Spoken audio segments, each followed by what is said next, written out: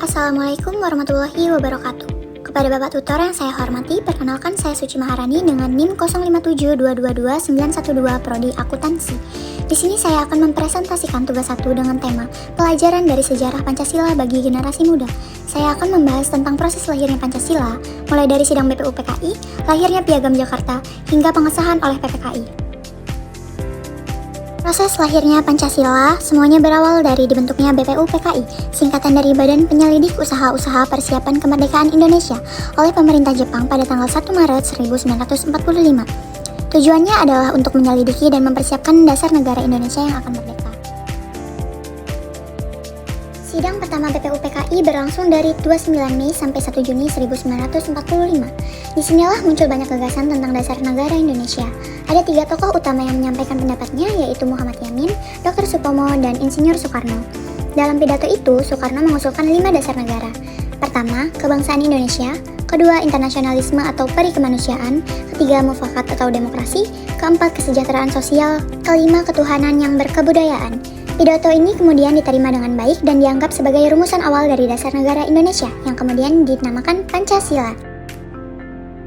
Setelah sidang BPU PKI selesai, dibentuklah Panitia 9 yang terdiri dari tokoh-tokoh penting seperti Insinyur Soekarno, Mohatta, Muhammad Yamin, Agus Salim, Abi Kusuno, Djokor Soeharto, Abdul Qahar Muzakir, Ahmad Subarjo, dan A.M. Ramis, dan Wahid Hashim.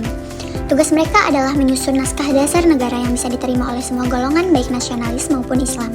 Setelah melalui musyawarah dan perdebatan panjang, akhirnya pada tanggal 22 Januari 1945 mereka berhasil menyusun dokumen yang dikenal dengan Piagam Jakarta.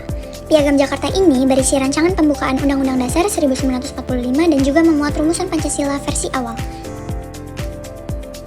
Tahap akhir dalam proses lahirnya Pancasila terjadi pada sidang PPKI atau Panitia Persiapan Kemerdekaan Indonesia pada tanggal 18 Agustus 1945, sehari setelah proklamasi kemerdekaan.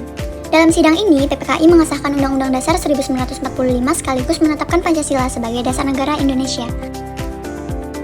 Kalau kita lihat dari seluruh proses tadi, nilai-nilai Pancasila sebenarnya sudah hidup sejak masa perumusan, seperti nilai persatuan dan kesatuan, nilai musyawarah dan demokrasi, serta nilai toleransi dan menghargai perbedaan. Nilai-nilai ini tidak hanya menjadi dasar negara, tapi juga pedoman moral dalam kehidupan berbangsa. Menurut saya pribadi, proses lahirnya Pancasila adalah contoh terbaik tentang bagaimana perbedaan bisa disatukan oleh tujuan bersama. Para pendiri bangsa mengajarkan kita bahwa kemerdekaan tidak hanya tentang lepas dari penjajahan, tapi juga tentang membangun kebersamaan dan keadilan. Sebagai generasi muda, saya merasa nilai-nilai itu sangat relevan sekarang. Kalau generasi muda bisa menerapkan nilai-nilai Pancasila seperti gotong royong, menghormati perbedaan, dan cinta tanah air, saya yakin Indonesia akan tetap kuat dan maju tanpa kehilangan jati dirinya. Baik, kesimpulan dari topik pembahasan ini yaitu lahirnya Pancasila bukan terjadi secara tiba-tiba tapi melalui proses panjang dan penuh perjuangan dari para pendiri bangsa. Mulai dari sidang BPU PKI, perumusan Piagam Jakarta, hingga sidang PPKI. Semua menunjukkan semangat persatuan, musyawarah, dan toleransi demi menemukan dasar negara yang bisa diterima oleh seluruh rakyat Indonesia.